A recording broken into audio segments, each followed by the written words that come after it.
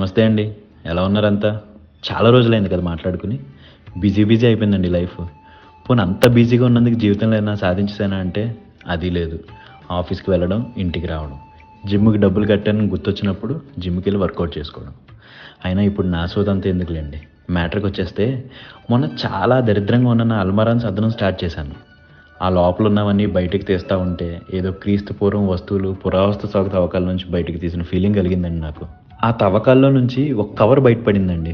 Cover open చేసి చూడగానే ఒక్క క్షణం ఆల్మోస్ట్ 20 ఇయర్స్ వెనక్కి వెళ్ళిపోయాను నేను. ఎందుకంటారా? ఎప్పుడో స్కూల్లో దాచుకున్న స్లామ్ బుక్ దొరికిందండి. అసలు అప్పట్లో స్లామ్ బుక్ అంటే ఒక లెవెల్.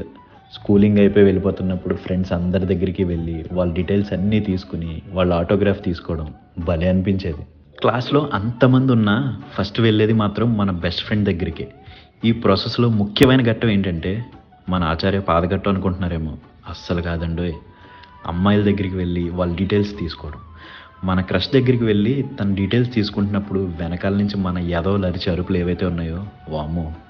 ఇంకా ఆ పిల్ల అన్నీ తెలిసి కూడా ఏం తెలియనట్టు ముసిముసి నవ్వులతో డీటెయిల్స్ ఫిల్ చేస్తా ఉంటది. తన కాంటాక్ట్ నెంబర్ రాస్తదా లేదా అని ఒక టెన్షన్. ఆ రాసిన మూమెంట్ ఉంటదండి కోయిడాన్స్‌లే. ఇంక అబౌట్ మీ దగ్గర మన గురించి ఏం రాస్తుందా అని వెయిట్ చేయడం. ఆ రాసిన తర్వాత దాన్ని ఫ్రెండ్స్ అందరికీ చూపించి చదువుకోవడం. మన 'పవన్ కళ్యాణ్' చెప్పినట్టు ఆ కిక్కే వేరప్ప. అలా పేజెస్ తిరగేస్తూ ఉన్నానండి. ఎందుకంటారా? నాకిష్టమైన అమ్మాయి, నా క్రష్, నా గురించి అప్పుడు ఏం రాసుంటుందా అని. చూసా. నా గురించి "యూ ఆర్ సో స్వీట్" అని రాసింది. ఆ ముక్కని ఇప్పటికి 100 సార్లు చదివానండి. తను ఎక్కడుందో, ఏం చేస్తుందో ఇవేమీ నాకు తెలియవిప్పుడు.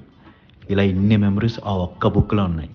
ఇంకా హైలైట్ ఏంటంటే పెద్దయ్యాక ఏమవుతావురా అంటే నా ఫ్రెండ్స్ ఒకడు సైంటిస్ట్ అంట, ఒకడు డాక్టర్ అంట, ఒకడేమో క్రికెటర్ అంట. ఇలా రాసినోడు ఒక్కడు కూడా వాళ్ళు రాసింది అవ్వలేదు. ఆ యాక్టర్ అవుతానన్నవాడేమో ట్విట్టర్‌లో ఫ్యాన్ వార్స్ చేస్తూ ప్రసాద్ ఐమాక్స్ దగ్గర మార్నింగ్ షోస్‌కి తూచా తప్పకుండా రివ్యూస్ చెప్తా ఉంటాడు. అది వేరే విషయం అనుకోండి. అసలు ఏ మూమెంట్స్ అండి అవన్నీ. అన్నీ చదువుతుంటే ఏదో తెలియని ఫీలింగ్. గుండెని లాగేసినట్టు అనిపిస్తుంది. నాకొక్కసారి అనిపిస్తా ఉంటుందండి. ఎప్పుడైనా సెకండ్ షో సినిమాకి వెళ్ళొస్తుంటే ఒక బాక్స్ దొరికి, అది ఓపెన్ చేయగానే జీనీగాడు బయటకొచ్చేసి, "నీకేం కావాలిరా నాయనా" అని అడిగితే బావుండును అనిపిస్తా ఉంటది. వెంటనే మళ్ళీ స్కూల్ డేస్‌కి నన్ను తీసుకెళ్ళిపో. ఒక్కసారి ఆ ఎదవలందరితో మళ్ళీ టైమ్ స్పెండ్ చేసేలా చెయ్యి అని అడగాలనిపిస్తా ఉంటుంది.